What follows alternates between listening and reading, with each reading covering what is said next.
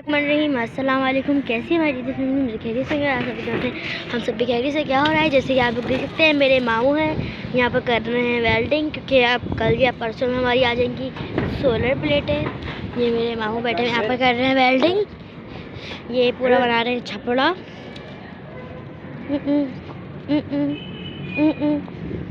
ये मेरा भाई खड़ा हुआ सोलर प्लेटें खोल रहा है, क्योंकि यहाँ पर ना बड़ी प्लेटों की जगह नहीं है। ये इसको हम कहीं और सेट करेंगे।